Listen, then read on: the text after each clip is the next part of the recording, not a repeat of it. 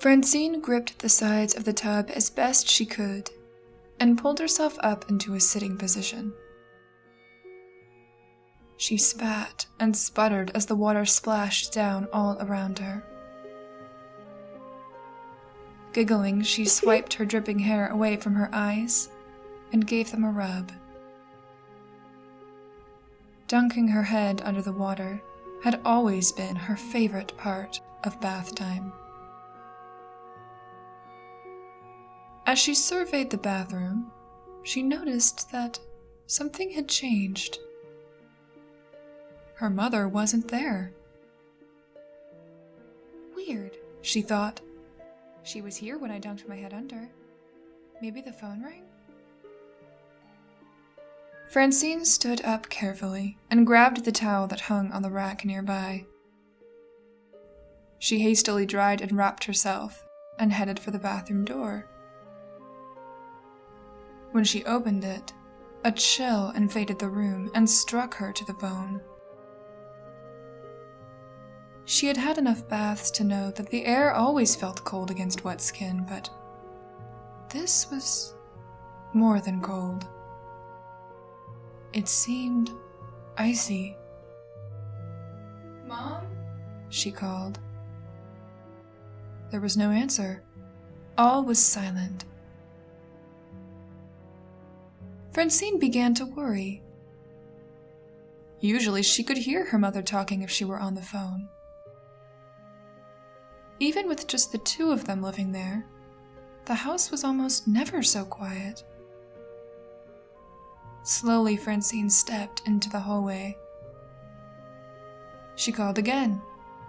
"Mom?" Again, no answer came. By now, she had reached the kitchen door. She rounded the corner and stepped into the room, and terror seized her little body. There, sitting in her favorite chair, was Francine's mother. She was slumped over onto the table with her head on her arms and her face hidden. Beneath her on the table was a growing pool of red, which had begun to drip over the edge and onto the floor. Francine screamed. Hot tears blurred her vision. She yelled for her mother to rise or show some sign of life, but nothing came. She searched her child mind for what to do, at last remembering the number she'd been told to call in case of emergencies. This was an emergency if she'd ever seen one, so she turned and grabbed the home phone off the wall. As she pressed it to her ear, her problems only grew. Not so much as a dial tone could be heard. She tried frantically to push the buttons, but nothing ever went through. Frustrated, she let the phone fall to the floor and whipped back around to face her mother. The sight that met her eyes only filled her with more confusion and terror. Her mother was gone, and in her place were 3 men.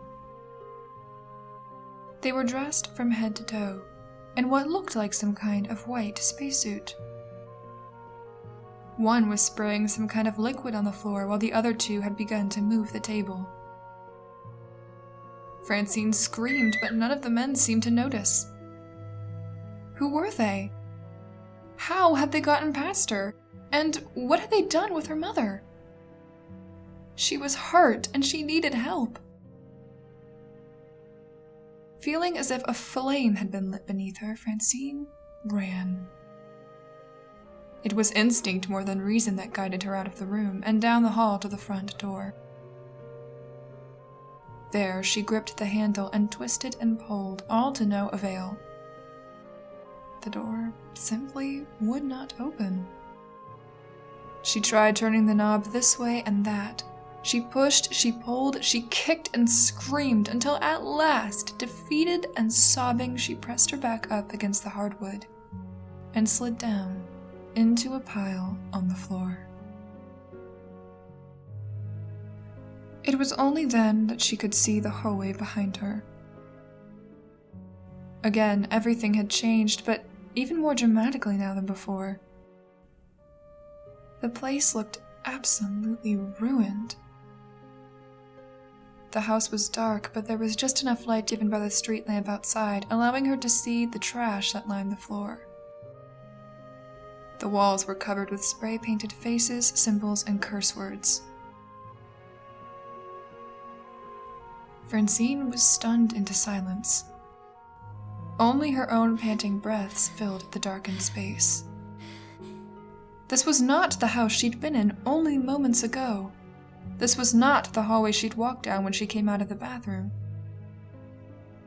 It couldn't be. Could it? A different set of sounds came to Francine's ears. "This is the place," said a voice behind the door. "Are you sure?" said another. "Yeah," said the first voice. "This was the address on the website. You ready?" "As I'll ever be." A loud bang sent Francine flying from where she sat. She scrambled to her feet but could do nothing else as fear gripped her yet again. She stared at the front door. There came another bang and the door sailed open, smacking loudly into the wall. There stood two young men, dressed in black. As they moved toward her, she saw that they wore backpacks that looked uncomfortably full. They carried flashlights, and each held a strange device she'd never seen before. Just like the men she'd seen in the kitchen, these boys seemed completely unaware of her presence, but this did nothing to calm Francine. Finding her feet beneath her, Francine turned and ran into the closest room, the bathroom.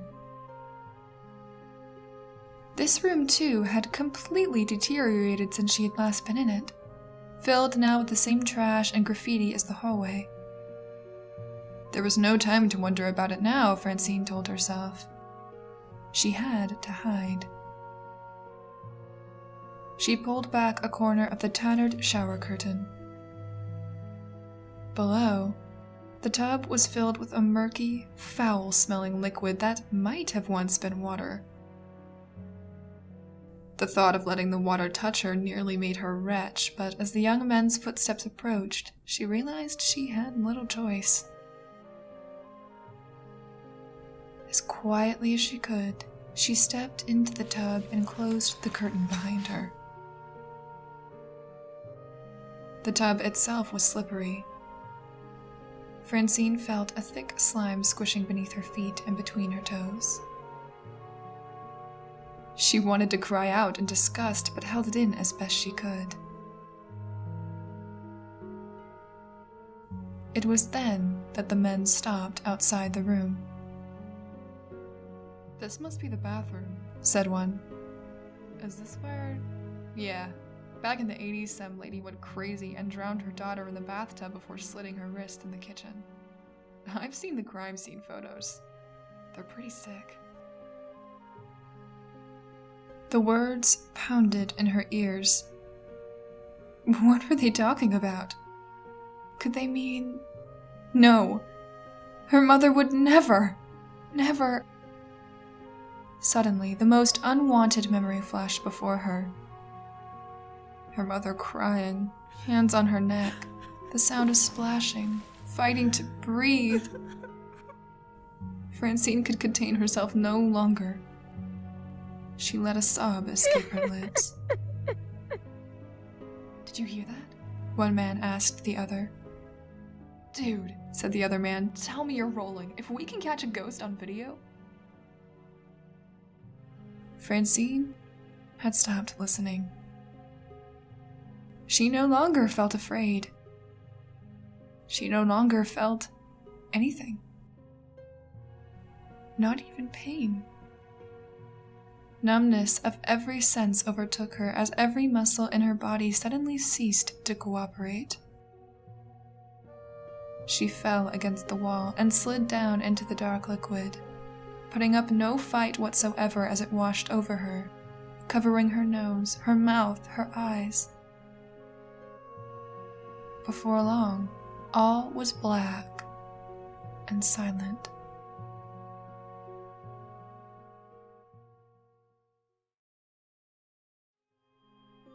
Francine gripped the sides of the tub as best she could and pulled herself up into a sitting position. She spat and sputtered as the water splashed down all around her. Giggling, she swiped her dripping hair away from her eyes and gave them a rub.